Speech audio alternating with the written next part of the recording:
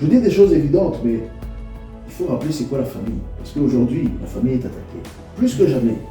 La famille est tellement attaquée par l'ennemi de nos âmes, parce qu'il veut détruire, il veut déconstruire tout ce que Dieu a établi. La famille, c'est l'institution de Dieu, la première institution humaine. C'est la première institution humaine, nous le voyons dans Genèse, comment Dieu a mis en place la famille. Il a mis un homme et une femme, je dois le préciser aujourd'hui, il a mis un homme et une femme, il a dit multipliez-vous. On dit souvent qu'il y a certaines communautés qui font mieux que d'autres. Pourquoi? Parce qu'ils ont le sens de la famille. Et Dieu est d'accord avec ce sens. Et parce que lorsqu'on s'aligne avec les méthodes de Dieu, on ne peut être que béni. Même si on ne connaît pas Dieu, mais quand on applique ce que la nature nous montre, ce que le bon sens nous montre, parce que le Seigneur nous a donné un cerveau pour comprendre les choses, où il y a le succès.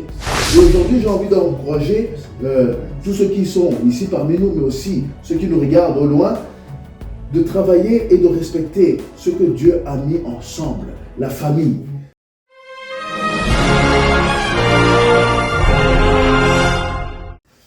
Et voilà, maintenant nous allons aller dans la parole.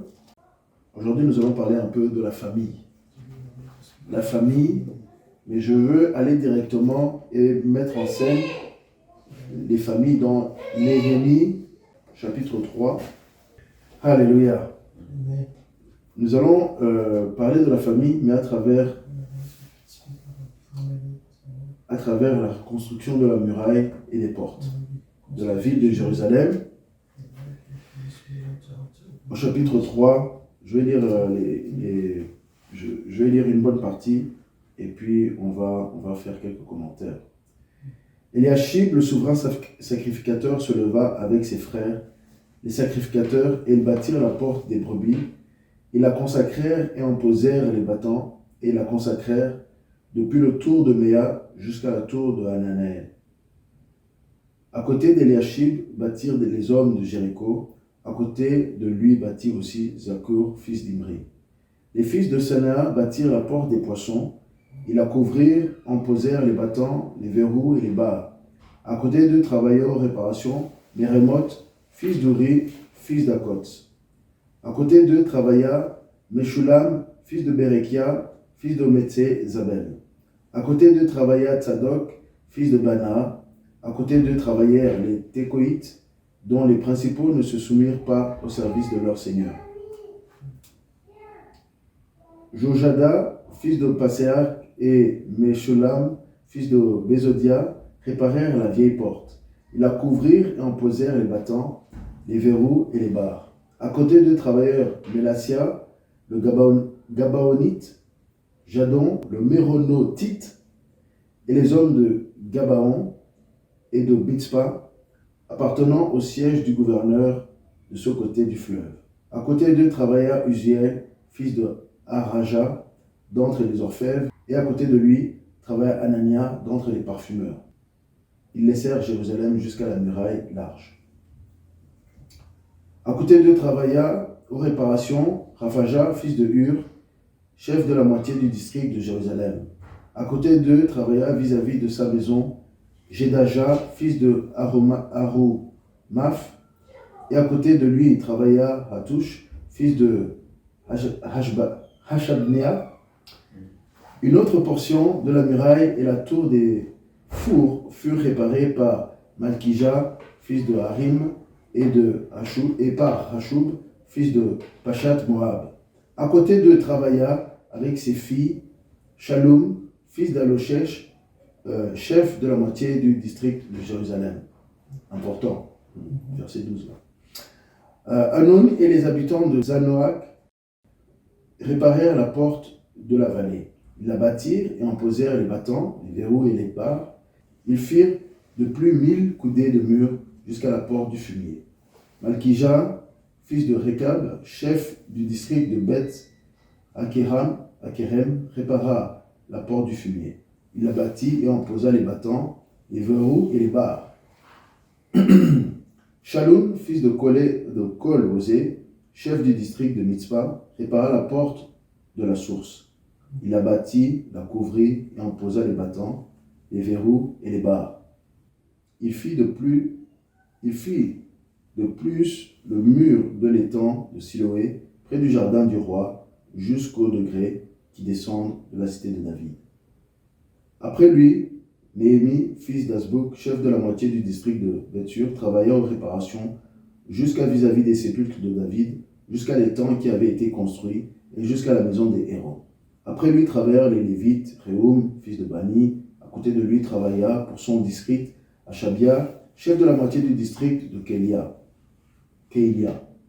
Après lui travaillèrent leurs frères Bavia, fils de Enadad, chef de la moitié du district de Kélia. Et à côté de lui, Ézer, fils de Josué, chef de Mitzpah, répara une autre portion de la muraille vis-à-vis de la montée de l'arsenal à l'angle. Je m'arrête là, mais si vous continuez et vous suivez jusqu'à la fin du chapitre 4, je vous invite à lire d'ailleurs tout le livre, parce qu'il y a beaucoup d'instructions, mais aujourd'hui je vais parler de la famille. La famille, c'est l'institution de Dieu, la première institution humaine. C'est la première institution humaine, nous le voyons dans Genèse, comment Dieu a mis en place la famille. Il a mis un homme et une femme, et je dois le préciser aujourd'hui, il a mis un homme et une femme, il a dit multipliez-vous. Et il a mis en place cette institution qui a pour but de construire une culture, de construire une nation. Et nous le voyons aussi dans Abraham. Dieu l'a dit pour Abraham dans Genèse chapitre 12, pour aller lire. Dieu a dit que à travers ta postérité, toutes les familles de la terre seront bénies. Donc Dieu regarde la terre, Dieu regarde les hommes, Dieu regarde les peuples de la terre et il voit des familles.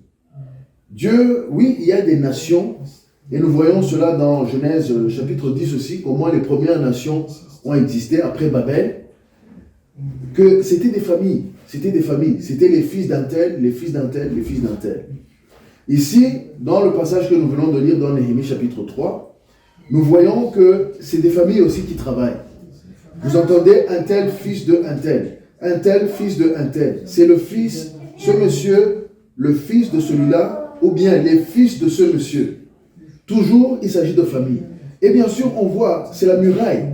On pourrait dire, mais qu'est-ce que ça, pourquoi le Seigneur permet de mettre ça dans la Bible? Pourquoi c'est important? Il y a plusieurs raisons, mais j'en pense déjà 3. Déjà, il faut montrer l'histoire de Jérusalem, parce que c'est la ville de Dieu. C'est une ville prophétique dans sa nature elle-même. Déjà, depuis qu'on parle de le roi de Salem, Melchizedek, ça c'est le roi de Salem, mais ça allait devenir Jérusalem. Et jusqu'à tous les combats et tout ce qui s'est passé autour, jusqu'aujourd'hui, Jérusalem, c'est la ville de Dieu, et c'est pour ça que l'ennemi a ses yeux dessus, et du coup, vu que Dieu a ses yeux dessus, et que l'ennemi, bien sûr, et qui doit interférer sur les choses de Dieu, lui aussi, il a mis ses yeux dessus. Il a inspiré les hommes à vouloir toujours conquérir Jérusalem, protéger Jérusalem, s'accaparer de Jérusalem. Et ici, il s'agit de la construction de la muraille de Jérusalem et des portes, c'est-à-dire les points d'accès et le point de protection. Donc, il s'agit de comprendre, ok, cet endroit, il doit être maintenu, cet endroit doit être protégé, cet endroit, il y a des lieux d'accès. Et dans Jérusalem, ce n'est que l'image d'un meilleur Jérusalem ou bien d'une nouvelle Jérusalem qui va arriver. Et là aussi, il y aura des murs. Et là aussi, il y aura des portes. Et là aussi, il y aura des hommes et des femmes qui sont représentés. Et d'ailleurs, dans la nouvelle Jérusalem, là, carrément, les portes portent les noms des apôtres. Et donc, il y a beaucoup de significations. Mais Jérusalem est une ville prophétique. Mais ici, je ne m'intéresse pas vraiment à la ville elle-même, mais aux hommes et la manière que Dieu a décidé que dans son livre, dans les livres que Dieu a voulu qu'il soit dans la Bible, ce livre de Néhémie soit dedans, et la reconstruction de la ville de Jérusalem, la reconstruction des murailles, reconstruire les murailles, c'est-à-dire de fortifier, de redynamiser, de donner l'opportunité aux gens de vivre sans danger dans cette ville, de restaurer. Il utilise des familles. Le Seigneur n'a pas envoyé l'armée, il a envoyé les Lévites, il a envoyé les adorateurs, il a envoyé les parfumeurs, il a envoyé les gens qui travaillaient finalement. Si on regarde bien, c'est beaucoup de métiers qui sont mentionnés dedans. Il y en a, c'était leur métier, mais il y en a aussi, c'était pas leur métier. Nous avons vu au verset 12 par exemple que, voilà, à côté de travailleurs avec ses filles, Shalom, fils d'Aloshech, chef de la moitié du district de Jérusalem. Même les filles ont travaillé dedans. Ceux qui disent que les femmes n'ont pas leur rôle dans les travaux ou bien dans les choses de l'église, ils se trompent. Dieu a la place pour tout le monde. Dieu a la place pour tout le monde. Et tout à l'heure, je vous parlais d'Arise. Arise, c'est aussi une affaire de famille. Les choses de Dieu, c'est des affaires de famille. Et c'est pas beaucoup, malheureusement, aujourd'hui, nous avons perdu ce sens de famille parce que nous travaillons dans des entreprises où parfois même, on ne peut même pas inviter nos familles pour se rencontrer. Bon, c'est vrai que c'est peut-être une question de coût, mais dans le temps, la plupart des grosses entreprises que nous voyons aujourd'hui, ils portent un nom, et c'est le nom d'une famille. C'est le nom d'une famille. Nous pouvons prendre l'exemple de... soit le nom d'une famille, ou bien c'est une famille qui a mis ça en place. Et d'ailleurs, il y a une histoire où même quand les familles, ça ne fonctionne pas, c'est quand même des familles qui sont là. Par exemple, Puma et Adidas. Puma et Adidas, c'est des marques de chaussures que tout le monde connaît, qui ont été créées en Allemagne.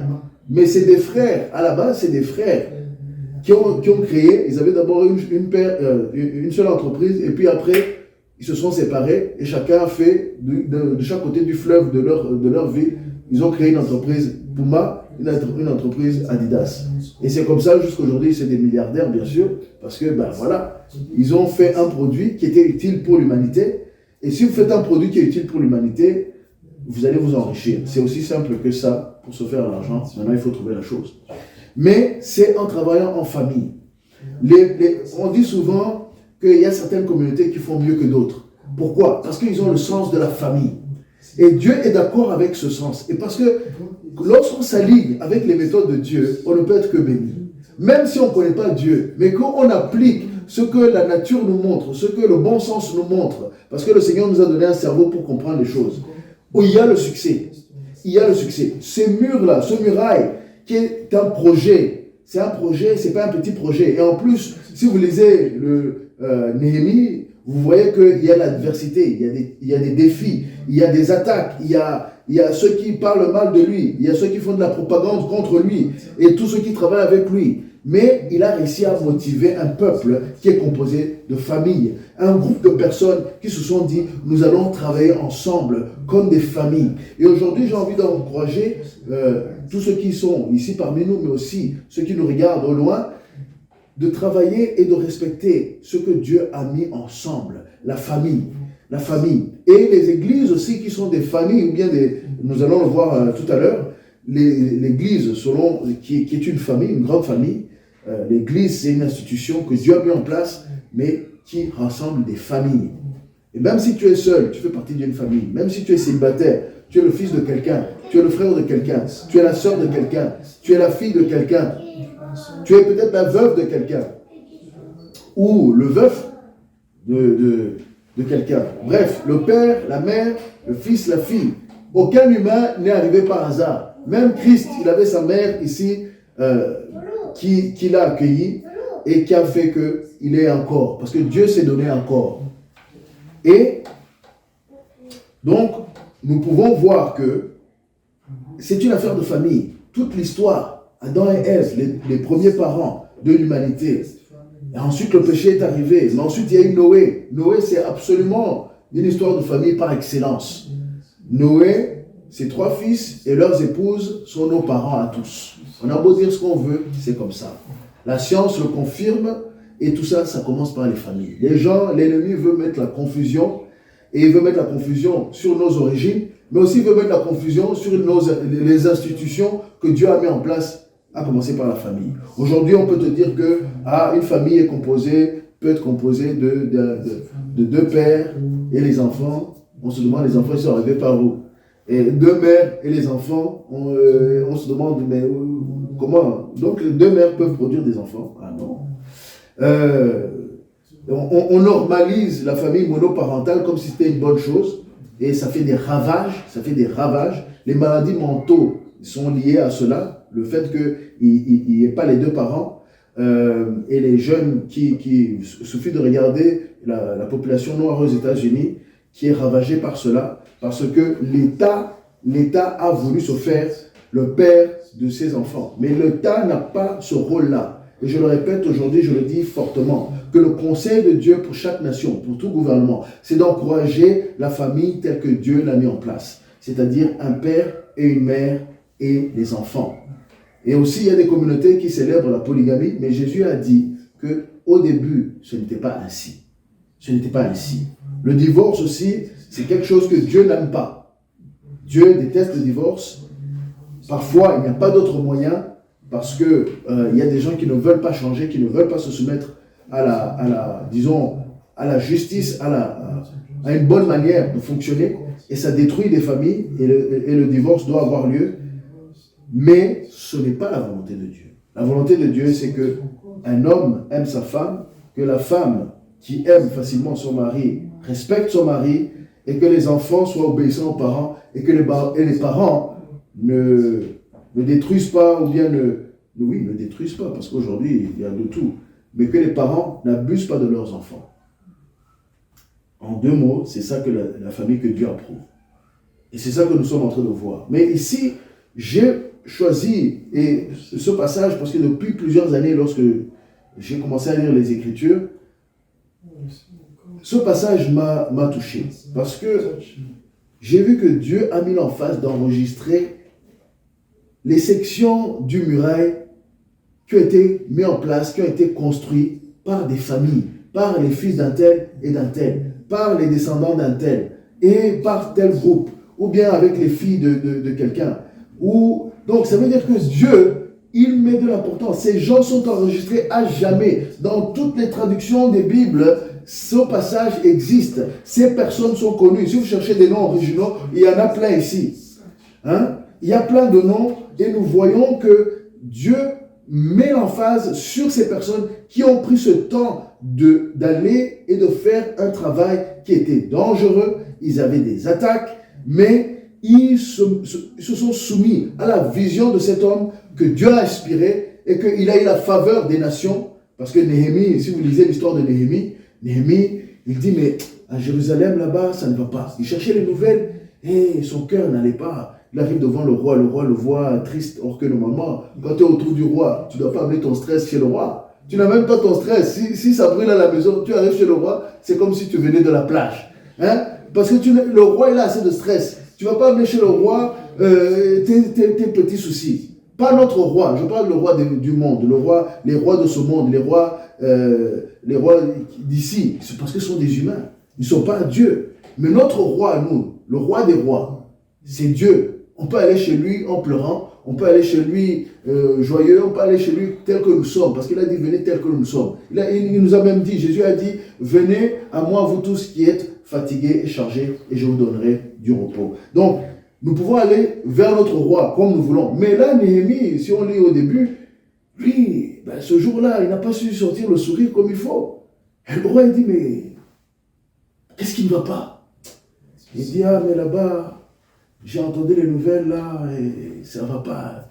La passion pour que la ville de Dieu soit protégée, pour qu'elle soit construite, pour que les choses fonctionnent, brûler dans son cœur. Un peu comme nous, avec cet Arise dont on a parlé un petit peu, et on veut voir que la maison de Dieu ici, en Belgique aussi, est respectée, non seulement respectée, mais qu'elle fonctionne, qu'il y ait les fondations, qu'il y ait les murs qui soient bien construits, qu'il y ait les portes d'accès qui fonctionnent, que l'édifice spirituel qui est l'église de Dieu en Belgique fonctionne. Et la volonté de Dieu, c'est que les familles soient impliquées. Et j'ai eu la joie de dire, et je continue à témoigner, que j'ai vu parfois plusieurs générations agir là dans Arise. J'ai vu des pères et des mères qui venaient avec leurs fils et leurs filles, parce que soit leur fils fait partie d'une assemblée et que cette assemblée est attachée à Arise, soit que leur enfant est directement impliqué, ou eux-mêmes ils viennent et puis leurs enfants viennent, les oncles, les tantes. C'était une affaire de famille. Et c'est ça. Et voilà pourquoi l'ennemi combat la famille. Parce que lorsqu'une famille a une vision commune, d'un point de vue général, quels que soient les talents, quels que soient les différents talents que nous avons, nous pouvons avoir une même vision et avancer ensemble. Et c'est ça dont il s'agit. Dieu veut se faire une famille. Et là, nous allons aller rapidement dans le Nouveau Testament, en Matthieu 12. Matthieu 12. Matthieu 12, nous allons voir ce que Jésus dit concernant la famille, parce que il y a la famille selon Dieu, et puis il y a la famille spirituelle. Et ces deux-là, il y a des rapprochements, et il y a aussi les limites des deux. Alors, Matthieu 12, 46 à 50. Comme Jésus s'adressait encore à la foule, voici sa mère et ses frères qui étaient dehors cherchèrent à lui parler. Quelqu'un lui dit, voici ta mère et tes frères sont dehors, et elles cherchent à te parler. Mais Jésus répondit à celui qui le lui disait, qui est ma mère et qui sont mes frères? Puis, étendant la main sur ses disciples, il dit, voici ma mère et mes frères, car quiconque fait la volonté de mon Père qui est dans les cieux, celui-là est mon frère et ma sœur et ma mère. Amen. Ça, c'est aussi un autre aspect de la famille qui semble contredire même ce que je viens de dire. Mais pas du tout, en fait.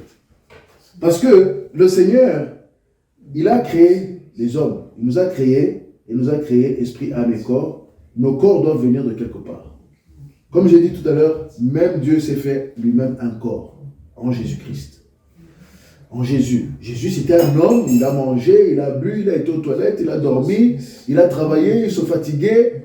À la différence que, contrairement aux autres hommes, lui, il n'a pas péché. Il a vécu une vie comme nous tous. Il a eu un métier, il a travaillé, il avait des frères et des sœurs.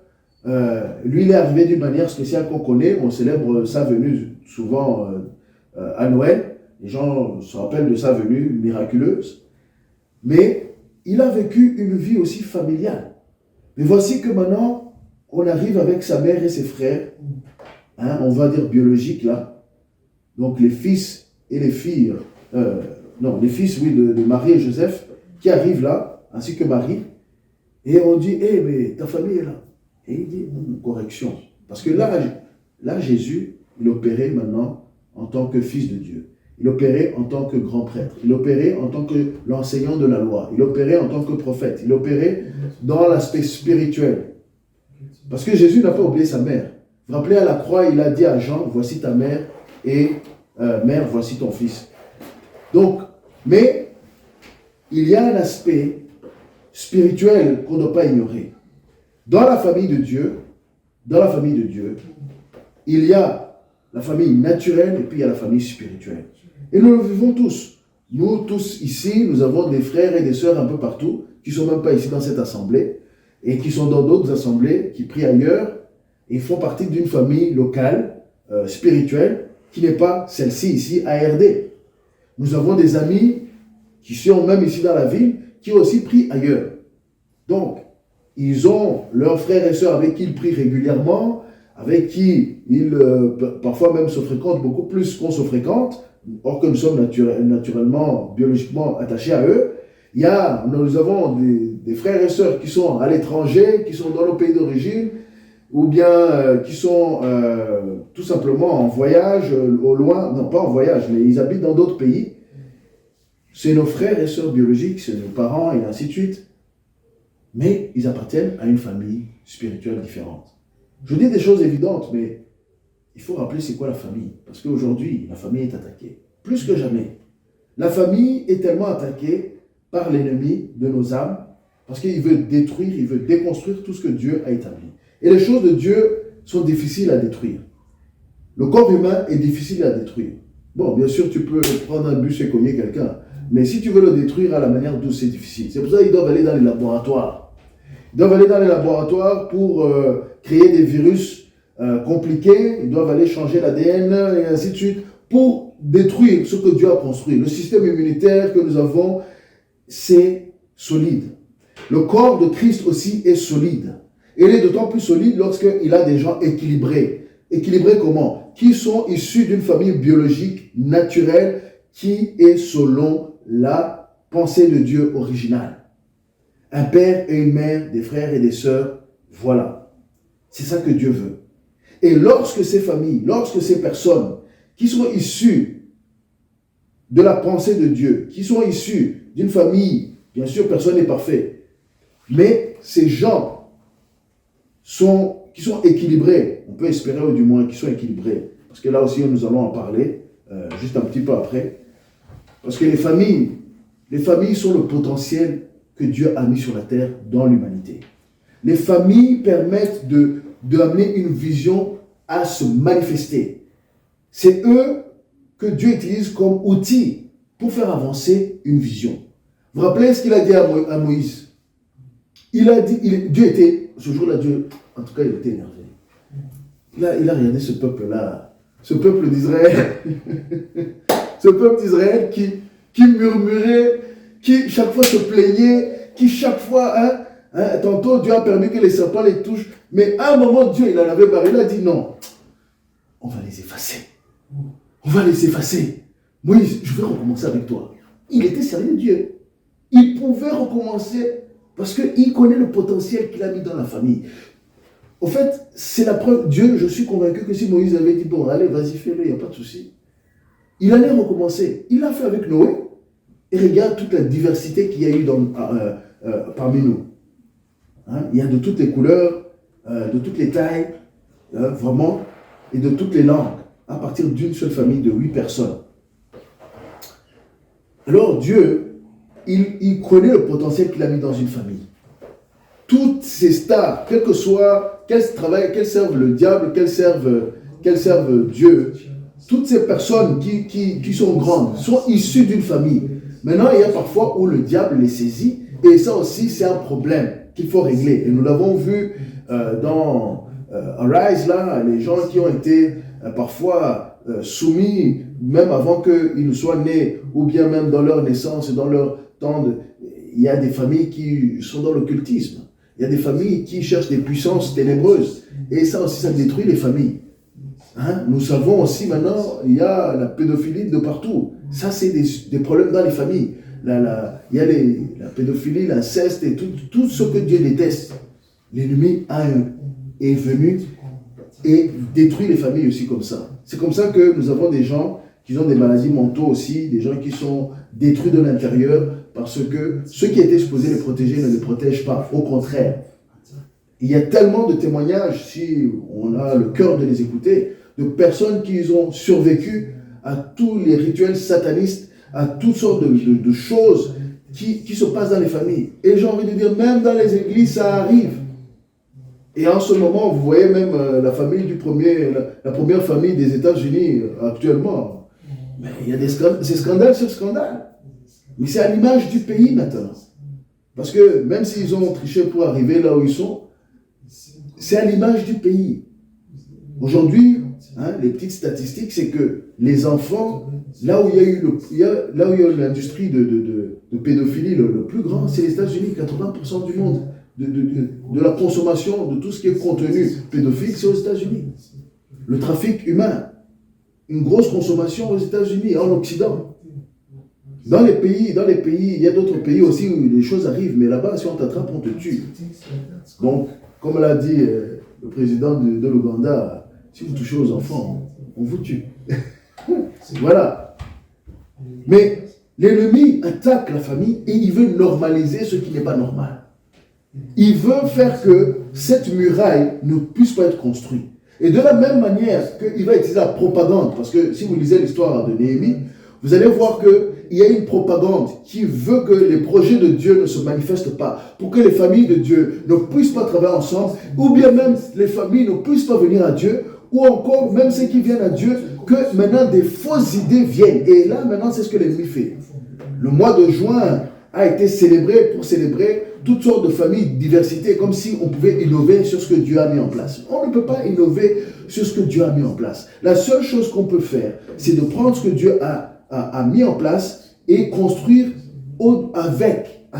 C'est comme ça qu'on arrive à construire nos maisons hein, on prend des morceaux de pierre, des morceaux de bois, et ensuite on produit du ciment, et on construit quelque chose qui est utile, justement, et ça augmente à la vie. Mais il y a d'autres qui pensent qu'ils sont plus originaux que Dieu. Il y a un monsieur qui s'appelle, j'en ai déjà parlé, Harari, c'est Noah Harari, c'est un gars qui est reconnu maintenant comme le prophète de Davos, hein, avec le Forum économique mondial. Lui, il dit non, on n'a plus besoin de ce Dieu-là, on n'a plus besoin de ces systèmes-là, on n'a plus besoin de l'humain, on va créer l'humain 2.0. C'est ça qu'ils veulent faire. Donc non seulement ils veulent détruire les familles, d'autres travaillent à détruire l'humain tel qu'il est, hein, ils veulent transformer ton ADN pour te rendre incapable, et les injections ont aidé à cela. Hein. Vraiment, nous sommes dans une attaque multipolaire sur la famille, sur l'éducation. Regardez ce qui se passe avec les VRAS maintenant ici en Belgique. Ils veulent apprendre nos enfants la sexualité trop tôt. Ils veulent corrompre la pensée de nos enfants. Ça, c'est une attaque sur la famille. Ils veulent que nous ne puissions pas enseigner les valeurs divines, les valeurs de Dieu et les valeurs naturelles, parce que la nature, en tout cas, celle qui nous reste, on va dire ça comme ça, mais celle qui nous reste est suffisante pour voir comment Dieu veut faire les choses et comment il a institué les choses. Mais l'ennemi attaque. C'est comme ça que maintenant, si vous allez au cinéma, la plupart des films qui sortent de Hollywood, c'est des films où ils doivent d'une manière ou d'une autre mettre l'homosexualité dedans. Et tout ça, ils appellent ça la diversité. Hein? Ils doivent mettre des choses qui ne sont pas de Dieu. Ils essaient de normaliser, même maintenant, tout ce qui est, j'ai envie de dire, ils vont même normaliser la zoophilie, ils vont normaliser le mariage avec les démons et ainsi de suite. Et ils le font depuis longtemps. Hein? Depuis longtemps. Mais aujourd'hui, ça devient... Ils veulent normaliser. Ils veulent faire que nous oublions qui nous sommes. Ils veulent faire oublier notre identité naturelle, biologique, et ils veulent faire oublier aussi notre identité spirituelle. Si l'ennemi peut nous convaincre que nous sommes juste un morceau de viande, que nous avons évolué des singes, et que nous n'avons pas de valeur, il peut faire tout ce qu'il veut avec nous. Et c'est ce qu'il a convaincu. Certains se disent que nous sommes des chiens, nous sommes des chats. Ils vont commencer à aboyer, à miauler. Il y a des classes même, j'ai entendu. Il y a des classes même où, voilà, les enfants s'identifient comme des animaux. Et on les permet. De la même manière que les chats utilisent les litières, hein, là où les chats vont faire leurs besoins dans la maison, ils organisent aussi ça pour qu'un enfant puisse aller faire ce qu'il veut là-bas. La folie est là. Mais nous, comme le disait le pasteur David avec Ésaïe 58, nous devons crier, nous devons annoncer que tout cela, c'est du diable. Et qu'il y a la vision de Dieu. Il y a la manière que Dieu veut que l'on fasse des choses. Il y a la famille spirituelle de Dieu. Donc, déjà, il faut encourager les familles naturelles. Parce que c'est le meilleur moyen que Dieu peut accéder au cœur des hommes. Parce que quand tu détruis la famille, par exemple dans ces pays ou dans ces cultures où il n'y a pas assez la présence paternelle, j'ai parlé de la population noire aux États-Unis, où 70% sont sans père. Il y a l'indiscipline, les gangs augmentent, la violence augmente, la colère est là. Ils sont mal aimés, ils sont complètement sans discipline, ils sont sans cadre. Alors, ils sont violents. Ils trouvent leur valeur à travers les gangs, ils trouvent leur valeur et ils s'entretuent. Et puis, les autres utilisent ces statistiques pour dire que c'est un problème de racisme. Non. Aux États-Unis, les Noirs sont tués majoritairement par des Noirs. Ce n'est pas les Blancs qui les tuent, ce n'est pas la police qui les tue. Tout ça, c'est la propagande pour encore créer encore plus de divisions et de combats entre les races. Mais on vient tous d'une même famille. Encore une fois, on vient de Noé. Et lorsque une famille est déséquilibrée, qu'est-ce qui se passe? L'ennemi rentre dedans facilement. Les prédateurs sexuels, les prédateurs qui veulent voler les enfants, ils vont aller chercher toujours les enfants qui sont issus de guerre. Par exemple, il y a un gros marché. Dès qu'il y a des catastrophes, maintenant les prédateurs, ils vont attraper les enfants. Dans les lieux où il n'y a pas des hommes qui sont là pour protéger leur famille, les prédateurs vont les chercher.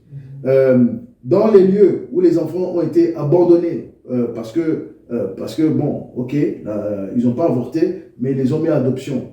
Parce que les parents ne pouvaient pas gérer. Parce que les gens ont commencé la vie en désordre. Parce que certains ont été violés. Et ainsi de suite. Le mal agit, détruit le fonctionnement naturel des choses. Et c'est là où les prédateurs vont chercher les enfants. Aujourd'hui, les enfants sont les plus attaqués. L'avenir est attaqué. L'ennemi veut construire un avenir à son image. Mais Dieu a d'autres plans. Et nous voulons voir le plan de Dieu se manifester sur la terre. Nous voulons que la famille spirituelle soit construite. Effectivement, le Seigneur nous dit dans Matthieu 12, qui est mon frère, qui est ma soeur, ou bien qui est ma mère, qui est ma mère. Nous avons tous un seul Père. C'est pour ça que nous prions notre Père. Spirituellement, maintenant je parle. Nous avons tous un seul Père. Et si tu as perdu ton Père, cher ami, mon frère, ma soeur, toi qui nous suis au loin, si tu as perdu ton Père, sache qu'il y a le Père Céleste. C'est vrai que ça ne remplace pas la présence physique d'un Père. Mais, à travers sa parole, Dieu peut te combler et à travers son esprit, Dieu peut combler et t'apprendre les choses que tu as besoin de savoir pour avoir les pensées correctes et pour ne pas penser que tu es moins qu'un autre. C'est vrai qu'il y a cette douleur, ce manque, mais sache que Dieu peut te donner une nouvelle famille. Dieu peut te donner des personnes qui peuvent te conseiller, qui peuvent t'aimer comme un père. Ça ne sera pas exactement la même chose, mais quand même, Dieu peut t'aider. Et si tu demandes au Seigneur, si tu fais appel au Seigneur Jésus, tu vas recevoir cette famille. Mais ici, donc, Jésus disait, qui est ma mère? Qui est mon frère? Qui est ma soeur? C'est ceux qui sont là autour de moi. Mes frères, mes soeurs, dans la foi. Parce que, même la Bible dit, vaut mieux un ami proche un ami proche qu'un frère lointain. Et en cela, ça veut dire tout simplement que ceux qui sont proches de toi, les gens, tu peux te faire une nouvelle famille. Si tu es issu d'une famille où il y a eu justement, où les gens ne veulent pas s'abandonner à Dieu, où les gens ne veulent pas se repentir, où les gens veulent continuer dans le mal. Nous avons prié avec des jeunes qui viennent de familles où ils étaient des satanistes, où ils avaient des frères satanistes, ou bien où ils avaient des parents qui étaient dans l'alcool. Nous avons rencontré des gens qui ont souffert parce qu'ils sont issus de familles corrompues par le diable. Le diable a attaqué de génération en génération. Le père est alcoolique, il bat sa femme et ça produit des enfants qui ont vu leur normal, c'est le père qui bat la mère. Et ensuite, les garçons, ils grandissent et ils font la même chose, sauf s'il y a une intervention divine où ils arrivent à avoir la conscience pour se dire « je ne veux pas faire cela ». Qu'est-ce que tu peux construire? Tu ne peux pas construire ce muraille-là si tu n'es pas en accord. Si les pères ne sont pas réconciliés aux fils et les fils réconciliés aux pères, si les pères ne sont pas réconciliés aux enfants et les enfants réconciliés aux parents, ça ne va pas marcher. Ce mur-là que nous avons lu dans Néhémie 3 ne pourrait pas être construit s'il n'y avait pas un accord entre les générations. Et nous voulons cela. Nous voulons avancer. Nous voulons comprendre que Dieu a un plan pour les générations. Nous devons travailler avec ceux qui nous ont précédés, mais aussi nous devons préparer ceux qui vont nous suivre. Nous devons comprendre que nous ne sommes pas arrivés seuls, nous ne sommes pas issus, nous ne sommes pas arrivés. Ça aussi, c'est le mal parfois des jeunes, et nous l'avons rappelé même dans Arise encore, je témoigne d'une autre manière, mais vraiment c'est une affaire de famille. Et les églises aussi, les églises qui pensent que l'église locale, ça s'arrête là. Non, l'église locale a ses limites et ses fonctions, mais l'église locale, pour prendre une nation, il faut plusieurs églises, il faut plusieurs familles d'églises, il faut cette compréhension-là, comme Néhémie, pour construire l'édifice de Dieu dans une nation, afin que cette nation tourne son regard vers Dieu. Il faut que l'église aussi soit unie de la même manière. Il faut que mon frère, ma soeur, l'église frère, même si on n'est pas de la même dénomination, il faut que Christ soit le centre. Il faut que le Saint-Esprit soit celui qui nous motive. Il faut que la vision soit celle de Dieu. Et si nous faisons cela, nous allons voir la muraille se construire. Nous allons voir cet édifice se construire. Nous allons voir des avancées. Si nous n'arrivons pas à résoudre nos problèmes en tant que frères et sœurs en Christ, si nous ne pouvons pas nous pardonner, si nous ne pouvons pas mettre de côté nos problèmes, les pasteurs, là je parle aux pasteurs, et qui disent « Oh, mais celui-là, il m'a fait ceci et cela ». Non, il y a un temps, oui, pour être séparés, mais il y a un temps aussi pour se pardonner et avancer. Il y a un temps pour agir ensemble. Il y a un temps pour faire une nouvelle alliance. Le Seigneur a fait une nouvelle alliance avec Israël. Le Seigneur qui avait même divorcé Israël, qui avait laissé tomber, il a dit, mais j'ai quand même quelqu'un. Avec lui, je sais que ça va marcher. Voilà pourquoi Jésus est venu. Israël, son rôle était d'amener la lumière dans toutes les nations de la terre qui étaient perdues à Babel. Parce qu'à Babel, Israël n'existait pas. Mais il a créé une famille, d'une famille d'un homme. Il a dit, toutes les familles de la terre seront bénies par ta postérité. Et ça, c'était Israël. Et ensuite, Israël a failli. Ensuite, il y avait Judas. Judas a failli. Il a fallu un seul homme que Dieu a envoyé. Il est venu lui-même. Et mais cet homme-là, ce Jésus dont nous parlons, lui aussi, il a grandi. Il a été protégé par une famille. Il a été protégé par ses parents. Il a été protégé par ceux qui prenaient soin de lui dans son enfance. Ils ont été en Égypte. C'était une famille. Dieu n'a pas parlé au bébé Jésus. Il a parlé à Joseph. Il a parlé à Marie. Il a dit, allez en Égypte. Il fallait un père pour protéger le Fils de Dieu. Il fallait un protecteur. Les pères qui manquent à leur devoir. Les pères spirituels qui, au lieu de bénir le peuple, au lieu de protéger le peuple de Dieu, détruisent la vie des hommes et des femmes et des brebis. Vous aurez des comptes à rendre. Dieu veut une famille qui fonctionne. Dieu veut une famille spirituelle qui fonctionne. Dieu veut des supra-familles, des familles de familles qui fonctionnent. C'est ce que nous voyons dans Néhémie. C'est des familles qui fonctionnent. C'est ce que nous voyons ailleurs. Nous voyons que ce sera de génération en génération, de père en fils, de mère en fille. Dieu veut des Déborah. Nous sommes dans les jours où les Déborah se lèvent. Nous sommes dans les jours où les Josué se lèvent. Nous sommes dans les jours de l'armée de Joël. Nous sommes dans les jours où les familles se lèvent. Mais c'est des familles qui se lèvent. Nous devons motiver nos enfants. Il y a parfois les serviteurs de Dieu qui disent, ah non, cette vie de service de Dieu est difficile. Nous n'allons pas motiver nos enfants à suivre nos pas, à aller devenir des docteurs, à aller devenir autre chose. Oui, et je comprends dans une certaine dimension, mais laissez Dieu agir, qu'il inspire ceux qui aiment le servir à le servir. Il en faut, parce que lui aussi il a besoin de serviteurs. Et il y a tellement de témoignages où Dieu a détourné la vie de certains qui étaient docteurs. Après 10 ans, ils sont devenus docteurs, ils sont devenus avocats, ils ont agi. Mais Dieu dit, cher ami, c'est bien toi étudier le droit, c'est bien toi fait tout ça, bon maintenant viens me servir. C'est bien toi étudier la médecine, c'est bien toi étudier tout ça, mais maintenant viens me servir. Ça veut dire que Dieu, il a un plan. Et la famille doit être renforcée. Je n'ai pas été dans les détails d'expliquer le rôle du père, de la mère, et ainsi de suite. On pourrait faire des conférences sur ça, et je pense que dans l'avenir, on fera. Mais aujourd'hui, je veux surtout mettre l'emphase de protéger les enfants. Nous devons protéger les enfants et les préparer et les apprendre à aimer Dieu tout simplement. Pour que le jour où le Seigneur donne une vision à la famille, les enfants sachent dire oui, quel que soit leur talent.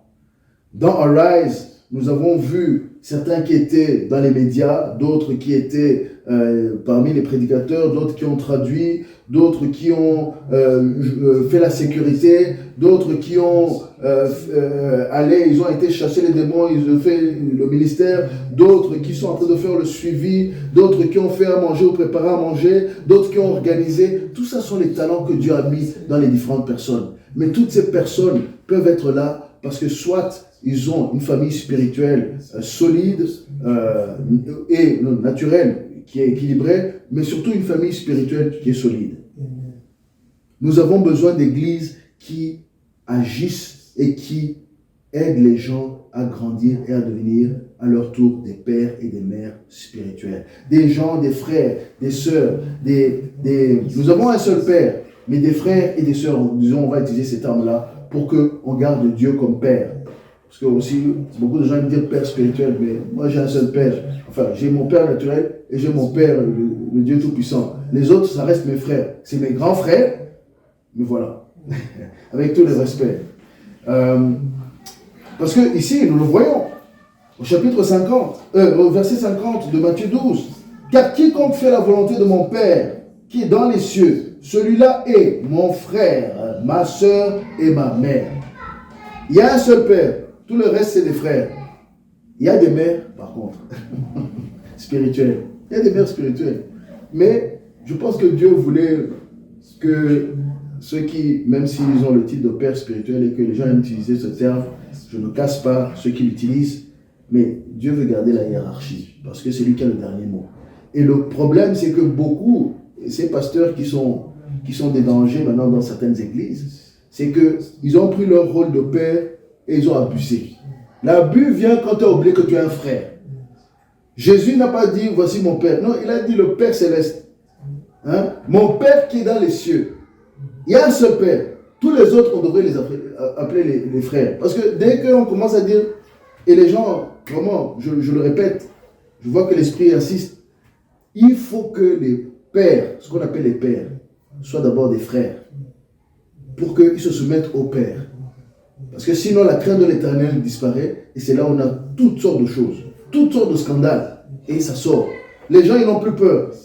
Ils n'ont plus peur. Non, il faut garder sa position de frère. Tu es frère. Tu n'es pas père. Tu es père. Et on a un seul père. Avec tout le respect que je dois à mes grands frères. Et quand on commence à comprendre cela, et qu'on commence à comprendre spirituellement, mais aussi naturellement, ce que la puissance de la famille et son rôle, nous voyons que non seulement nos noms vont être rappelés dans l'éternité, parce que ici, ce livre, la version originale, hein, je suis sûr que la version non modifiée, elle est là au ciel. Et il y a bien plus. Jean, il a dit, s'il fallait tout écrire, il n'y aurait pas assez. Il n'y aurait pas assez d'espace, tu pourrais pas, le livre serait trop costaud. Donc, Dieu a résumé, il nous a donné quand même toutes ces pages, mais il y aura bien plus. Et nous sommes en train d'écrire des histoires. Lorsque nous sommes ici, en Belgique, lorsque d'autres sont en France, d'autres en Afrique, d'autres au Canada, aux États-Unis, en Asie, c'est des familles qui travaillent. Je veux encourager les familles aujourd'hui et les familles spirituelles. Et vous qui abusez de vos enfants, vous qui abusez, qui ne corrigez pas aussi, parce que l'abus, il y a deux sortes d'abus. Il y a l'abus en ne faisant rien, en laissant les enfants faire tout et n'importe quoi. Et vous avez des petits monstres, vous construisez des petits monstres et vous ne les montrez pas les cadres. Hein? La Bible dit, qui aime bien châtie bien. Dieu punit, Dieu corrige. Il corrige des nations. Il corrige aussi des serviteurs de Dieu. Et même lorsqu'il résiste encore, là c'est fini. Il dit c'est fini maintenant, tu as fini. Tu dors, tu meurs. Mais je ne souhaite cela à personne. Je souhaite que tout le monde s'humilie et que tout le monde cherche à comprendre sa position dans la famille de Dieu et que tout le monde puisse produire la vision de Dieu dans sa vie, dans la vie de son église locale et aussi dans la vie de la ville et de la nation. Nous sommes héritiers d'Abraham. Nous sommes héritiers d'Abraham et en tant que tels, nous avons été bénis. Nous faisons partie de ces familles de la terre qui ont eu cette bénédiction, qui ont eu Jésus-Christ. Et si tu veux faire partie de la famille céleste, il faut que tu aies Jésus dans ton cœur. La première chose pour que tu retrouves une vraie famille, une famille qui va t'amener au ciel, une famille avec qui tu vas célébrer, avec qui tu vas vivre dans l'éternité. Parce qu'en enfer, laisse-moi vous dire, il y a des familles entières en enfer, mais personne ne se sent en famille là-bas. En enfer, tu ne te sens pas comme une famille. Non, chacun est seul dans sa cellule, en train de regretter et en même temps en train d'être consumé par les flammes du regret, mais les flammes aussi qui vraiment te consument, qui consument ton être intérieur. Imagine une sensation qui consume ton intérieur. Parce que nous, quand tu te brûles naturellement, au bout d'un moment, ça cicatrise, ça guérit. Mais maintenant, ta partie intérieure qui ne peut pas être détruite, mais qui continue à consumer, qui continue à brûler. Parce que son corps a une fin, mais le corps intérieur, non. C'est soit au ciel, soit en enfer. Ton âme. Et en enfer, il y a beaucoup de familles, malheureusement. Parce que l'ennemi a séduit beaucoup de familles et les a amenés en enfer. Et c'est de génération en génération. Tous ces gens, les satanistes, qui servent le diable de famille, de père en fils. Mais ils sont en train tout simplement, et le diable les a promis. Alors il y en a qui essaient même de cloner, ou bien des histoires comme ça, pour se maintenir, ou bien ils essaient toutes sortes de choses. Il y a beaucoup de choses qu'on ne nous révèle pas, mais que Dieu révèle, qu'il montre, il montre ce qui se passe dans les soubassements de la terre. Non? Nous n'allons pas aller trop dans tout ça. Il faudrait une conférence très spéciale pour ça. Mais l'ennemi a séduit beaucoup de familles. L'ennemi a séduit beaucoup de familles. Ne soyez pas séduits. Toi, père qui me regarde, ne sois pas séduit. Il y a un seul médiateur. Il y a un seul qui réconcilie les hommes à Dieu. C'est Jésus-Christ. Personne ne peut enlever tes péchés. Tes bonnes œuvres ne peuvent pas enlever tes péchés. Tu ne peux rien faire de bon pour enlever le péché qui est en toi. Tu ne peux pas effacer le passé. Tu ne peux pas retourner dans le passé. Nous avançons dans le temps. Mais les effets du passé sont là. Et l'effet de ton péché est là. Toi, la mère, toi aussi, personne ne peut effacer tes péchés si ce n'est Jésus-Christ. Vous les enfants qui me regardez ce matin ou là, au moment que vous regardez cette vidéo, pour ceux qui vont regarder en ligne, personne ne peut effacer vos péchés si ce n'est Jésus-Christ. Vous pouvez tous aller en enfer si vous ignorez ce message. Et là-bas, il n'y a plus de famille. C'est chacun pour soi. Et même, c'est pire que ça. C'est chacun seul. Il n'y a que les démons qui vont venir te châtier, qui vont se délecter à te détruire encore plus. Mais comment tu détruis quelque chose qui reste? Voilà la souffrance, sans parler des regrets. Mais au ciel, il y a une famille, une multitude de familles. Il y a des générations entières qui sont en train de louer le Seigneur, qui sont en train de vivre leur meilleure vie. La vie après la vie existe, cher ami. La vie après la vie en Christ existe. La vie après la vie est pour toi, si tu reçois ce Jésus. Voilà ce que nous avons prêché dans les rues, dans Arise, mais je te dis toi aussi. Et vous pouvez aller le voir sur Facebook et tout ça. Vous allez pouvoir entendre l'évangile. Mais ici ce matin, si tu me suis, accepte le Seigneur Jésus. Viens au Seigneur Jésus. Il efface tes péchés. Il les a déjà effacés. Toi, tu dois dire oui. Il a créé le chemin. Il a dit, je suis le chemin, la vérité et la vie. Nul ne va au Père. Le Père dont je parlais depuis tout à l'heure. Notre Père à tous. Si nous l'acceptons. Il nous adopte dans sa famille. Nous devenons une seule chair avec lui. Et lorsque nous prenons la Sainte Seine, les gens se demandent, mais pourquoi nous prenons la Sainte Seine et ainsi de suite. Lorsque nous mangeons le pain, Jésus l'a dit, nous mangeons de sa chair et nous buvons de son sang. Ça veut dire qu'il y a un lien qui devient même biologique parce que nous ingérons. En faisant ce symbole, c'est plus qu'un symbole, nous nous attachons à Dieu, nous nous attachons à tout ce qui est de lui, à son essence. Et c'est le Dieu qui nous guérit, c'est le Dieu qui nous sauve, c'est le Dieu qui nous restaure, c'est le Dieu qui nous fait croître. Ce Dieu magnifique devient notre Père et il devient ton Père et il t'aime plus que ta mère pourrait t'aimer. Voilà la famille de Dieu, voilà la famille que Dieu approuve. Je vais t'inviter à rentrer dans cette famille. Et aujourd'hui, si tu es seul, si tu n'as pas de famille, sache que nous pouvons devenir ta famille spirituelle. Tu peux nous appeler, tu peux nous trouver et nous allons rester en contact, que ce soit via Internet, dans les commentaires. Cherchez à nous contacter. Vous pouvez aller sur notre site, vous qui êtes au loin, et trouver nos contacts. Vous pouvez avoir une famille. Vous pouvez avoir une famille. Nous allons vous encourager. Nous allons vous bénir. Nous allons prier pour vous. Et si vous êtes ici à Bruxelles, vous pouvez nous retrouver là où nous sommes. Vous pouvez prier avec nous. Nous organisons aussi des prières pour grandir spirituellement. Mais aussi Dieu va vous bénir. Nous allons célébrer les mariages. Nous allons créer de nouvelles familles. Vous allez devenir nos frères et nos sœurs. Oui, c'est comme ça que Dieu travaille.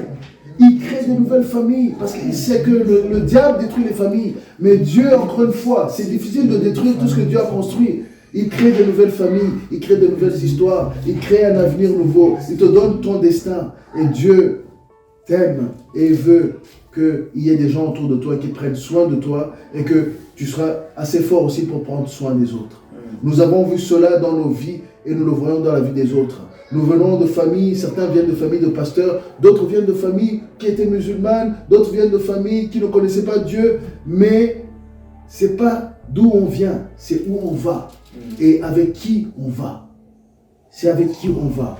Dieu peut restaurer votre famille, Dieu peut vous donner une famille et vous pourrez construire la vision que Dieu vous a donnée pour votre vie. Vous pourrez la découvrir et la mettre en place. Prions.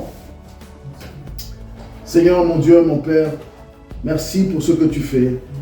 Merci pour qui tu es. Merci parce que tu es notre Dieu et tu nous aimes. Tu es le Père, tu es le Créateur de tous, mais tu es le Père de ceux qui t'ont accepté. Tu es le Créateur de toute l'humanité, mais tu es le Père de ceux qui sont devenus les petits frères de Christ. Seigneur, les petites sœurs de Christ, merci parce que tu nous as montré l'exemple. Merci parce que, Seigneur, de la même manière que Néhémie et toutes les familles qui se sont associées à lui pour construire la muraille, aujourd'hui, tu as choisi des hommes et des femmes, Seigneur mon Dieu, à qui tu as donné une vision pour ce pays, pour, Seigneur mon Dieu, faire que les familles spirituelles travaillent ensemble. Seigneur, nous prions en ce dimanche après Arise, nous prions pour que tu continues à bénir ce mouvement. Mais Seigneur, nous prions aussi pour la famille, Seigneur, de Christ, ici en Belgique, à Bruxelles, dans les différentes villes, Seigneur, de la Belgique. Nous prions que, oui, ce mouvement grandisse, Seigneur, que la famille divine s'affermisse et, Seigneur, suive ta vision. Seigneur, nous savons qu'il y a des défis, nous savons que l'ennemi essaie de détruire la famille naturelle et la famille spirituelle, mais nous savons que, Seigneur, ce que toi tu as construit, les portes de l'enfer ne prévaudront pas. Seigneur, nous te remercions parce que tu vas faire des grandes choses.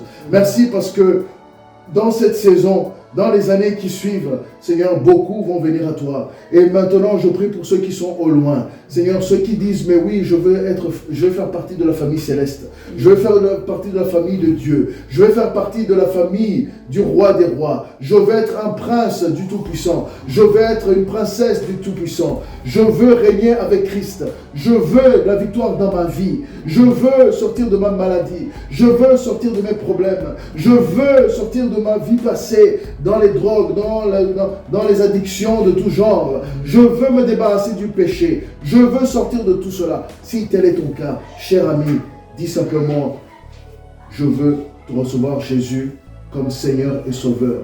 Je me repens, je sors de cette ancienne vie et je reçois ce que tu as fait pour moi à la croix. Tu as pris la souffrance qui m'était destinée. Et maintenant tu as enlevé mon péché. Là, ton sang qui a coulé, je reçois, Seigneur, que tu as payé ma dette. Tu as pris la punition qui allait venir sur moi et tu me donnes, Seigneur, une position dans ta famille. Tu m'adoptes comme ton enfant. Tu m'adoptes comme ton enfant. Merci, tu deviens mon Seigneur et mon Maître, mon Seigneur et mon Sauveur. Et si tu as fait cette prière, contacte-nous. Contacte-nous, tu peux nous appeler et tu peux prendre contact avec nous et nous allons prier avec toi. Nous allons t'indiquer comment tu peux faire. Si tu es à l'étranger, tu peux aussi nous contacter. Nous avons des gens qui nous ont contactés de différentes nations. Et nous allons voir vraiment la puissance de Dieu dans ta vie. Nous allons voir les témoignages que Dieu va faire à travers ta vie. Tu vas témoigner de la bonté de Dieu et toi aussi, tu seras béni dans la famille de Dieu. Que Dieu vous bénisse, vous qui nous suivez, et que Dieu bénisse son assemblée ici aussi. Amen.